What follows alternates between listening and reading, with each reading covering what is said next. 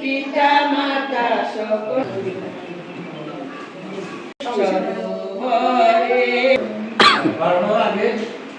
570তম বুদ্ধ জয়ন্তী অর্থাৎ বুদ্ধ পূর্ণিমা। এই পূর্ণিমাকে সমগ্র বিশ্ববাসী শ্রদ্ধার সাথে স্মরণ করে।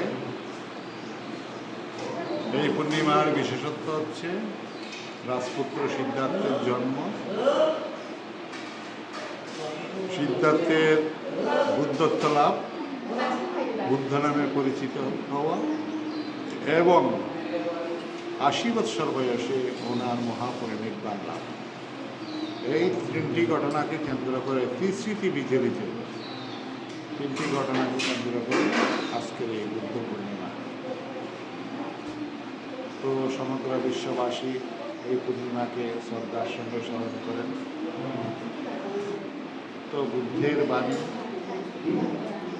বুদ্ধ ভারতের হলেও কিন্তু বুদ্ধের বাণী বিশ্বের অনেক দেশে প্রচার প্রসার হয়েছে।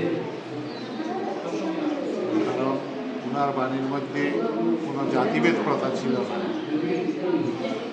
বুদ্ধ বলেছেন নজচ্ছা বসল হতি নজচ্ছা হতি ব্রাহ্মণ, কম্মনা বসল হতি কম্মনা হতি ব্রাহ্মণ। বুদ্ধের মতে জন্মে কেউ চণ্ডাল হয় না, জন্মে কেউ ব্রাহ্মণ হয় না। কর্মে ব্রাহ্মণ, কর্মে চণ্ডাল। কর্মে ব্রাহ্মণ হতে হবে। ব্রাহ্মণের যে কাজ করবে সে ব্রাহ্মণ, চণ্ডালের যে কাজ করবে সে চণ্ডাল। এটা বুদ্ধের বাণী। তো সেই হিসাবে আজকে আমরা জ্যোতিবন বুদ্ধ বিহার, এই বিহার নাম হচ্ছে জ্যোতিবন বুদ্ধ বিহার। এখানে আমরা সারাম্বরে বুদ্ধ পূর্ণিমা সকালবেলায় উদযাপন করেছি। 10টায় আমাদের পুজো শুরু হয়েছে। তো প্রচুর লোক সমাগম এখানে ছিল। হলঘরে জায়গা হয় নাই, সামনে বারান্দায় বসতে হয়েছে। কারণ হচ্ছে হলঘর খুব একটা বেশি বড় নয়।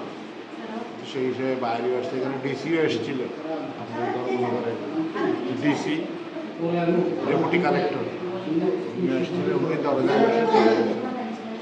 তো যা হোক, আজকে আমরা এই পূর্ণিমাকে সারাম্বরে উদযাপন করছি। এখন লোকজন আসছেন, 2-4 জন আসেন, প্রসাদ নিয়ে যাচ্ছেন। সারাদিন চলতে থাকবে এইভাবে, প্রসাদের ব্যবস্থা সারাদিন চলতে থাকবে। যারা আসে প্রসাদ গ্রহণ করবেন, এটাই আমরা কামনা করি।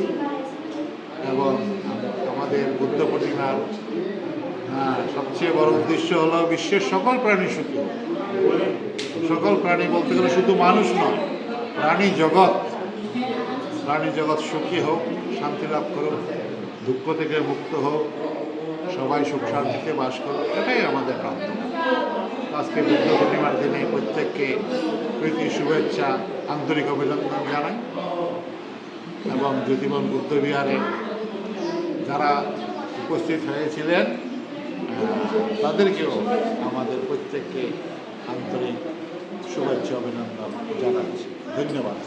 আপনার এই বুদ্ধ বিহারেই থাকি। এই মঠটা কোথায় অবস্থিত?